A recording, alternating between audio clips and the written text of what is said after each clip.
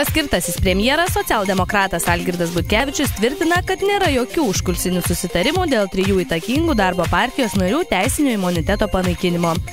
Anot premjero užkulisinių kalbų nėra, o jokių sąsajų daryti nereikėtų. Savo ruožtų Seimo laikinosios komisijos tyriančios prokuratūros prašymą leisti patraukti 3 darbiečius baudžiamojon atsakomybėn, narys konservatorius Kęstutis Masiulis teigia, įtaręs, kad komisijos posėdis iš ketvirtadienio popietės į tos dienos rytą atkeltas galimai balsavimą dėl rezoliucijos projekto siejant su Seimo balsavimu dėl vyriausybės programos. Vis tik Butkevičius teigia neturys informacijos, kad balsavimas dėl vyriausybės programos ir balsavimas dėl darbo partijos atstovų teisinio imuniteto panaikinimo būtų susiję. Prieš 2 metus Baltarusijos ir Lietuvos pasirašytas susitarimas dėl paprastesnių kelionių abiejų šalių pasienio gyventojams vis nepradeda veikti dėl nusikalstamumo pasienyje, pareiškė Baltarusijos prezidentas Aleksandras Lukašenka. Anot kaimyninės šalies vadovo, jis turi žinių, kad Lietuvos pasienio ruožuose gana stipriai įsišaknijęs nusikalstamumas, o tai esą kelia susirūpinimą ne tik vietos gyventojams, bet ir Baltarusijos šalies pareigūnams.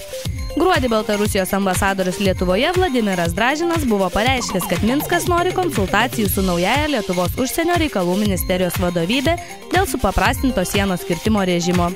Lietuvos ir Baltarusijos susitarimas sudarytų galimybę pasienio gyventojams kirsti valstybės sieną be vizų, su specialiais vietinio eismo leidimais ir būtų kitos valstybės pasienio teritorijoje iki 90 dienų per pusę metų. Trečiadienį su prezidente Dalia Grybauskaitė susitikusi darbo partijos deleguota kandidatė į socialinės apsaugos ir darbo ministrus Algimanta Pabedinskienė užsiminė, kad su šalies vadove jai teko bendrauti angliškai.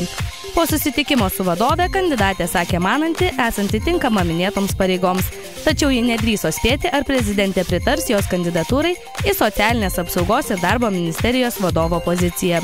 Anksčiau buvo skelbiama, kad darbo partijai socialinės apsaugos ir darbo ministrus siūlo darbietė 42 metų ekonomistė finansininkė Svetlana Kauzonienė, tačiau į susitikimą su prezidente buvo pakviesta Pabedinskienė. Nepaisydama tarptautinių perspėjimų, Šiaurės Korėja sėkmingai paleido ilgojo nuotolio raketą.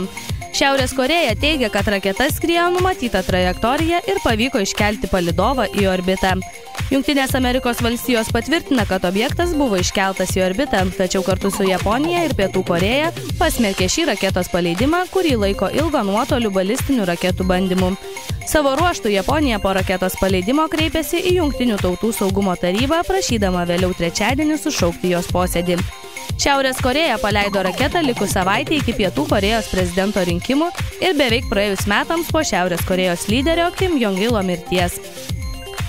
Olimpinė čempionė Rūta Meilutytė trečiadienį pradėjo kovas pasaulio čempionate Turkijoje. 15-metė savo jėgas išbandė 50 metrų plaukimo krūtine rungties atrankoje. Distanciją lietuvė įveikė per 29 ir 56 sekundės. 6 grupėje užėmė 1 vietą ir pateko į pusfinalį.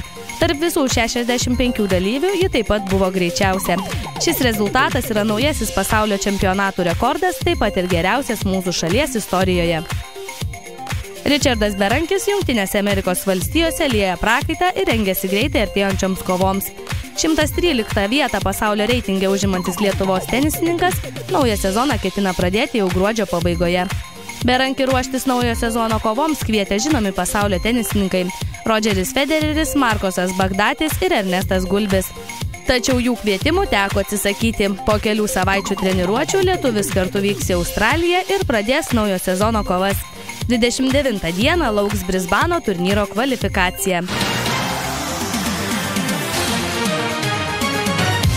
Tai buvo ZIP žinios parengtos pagal naujienų portalo Alfa LT informaciją.